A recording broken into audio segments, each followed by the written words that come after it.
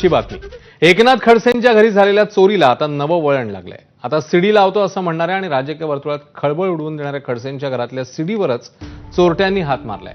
त्यामुळे ज्या सीडीची धमकी खडसे देत होते त्या सीडीमध्ये नेमकं काय काय होतं आणि ती लंपास करण्यामागे नेमका कोणाचा हात आहे याची जोरदार चर्चा आहे. अनेक महत्त्वाच्या सीडी, पेनड्राईव्ह, कागदपत्र आणि सोन्या चांदीचे दागिने चोरट्यांनी लंपास केले. खडसे यांच्या मुक्ताईनगर इथल्या बंगल्यात 27 ऑक्टोबरच्या रात्री चोरी झाली होती. चोरट्यांनी घराचं कुलूप फोडलं होतं. यानंतर चोरट्यांनी घरातनं 6 ते 7 तोळे सोनं, 35,000ची रोकड लंपास केल्याची माहिती समोर येते.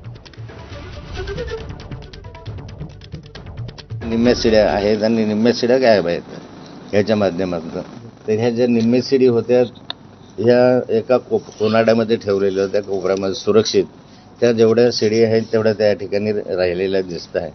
खालच्या मजल्यावर जे कागदपत्र होते ते कमी महत्त्वाचे कागदपत्र जेवढे आहेत तेवढे जसेच्या तसे आहेत. फक्त जे अत्यंत महत्त्वाचे कागदपत्र मी मिळवले, काही माहितीच्या अधिकारात मिळवलेले होते, काही ठिकाणी भ्रष्टाचाराच्या गैरव्यवहाराच्या त्या पुराव्यानिशी काही कागदपत्र होते आणि हे सर्व जे होते ते माहिती अधिकारात मिळवलेले आहेत. म्हणजे सही शिक्क्यानेचे होते, ते काही असे वेगळे कागदपत्र नव्हते असे ते त्याच्यामध्ये चोरी गेलेले आहे. तर खडसेंच्या घरातनं काय काय चोरीला गेलंय ते पाहूया. चोरट्यांनी घराचं कुलूप तोडलं आणि 7 तोळे सोनं, चांदीचे दागिने, 35,000ची रोकड यासह सीडी, पेन ड्राईव्ह आणि महत्वाची कागदपत्र यावर हात मारला.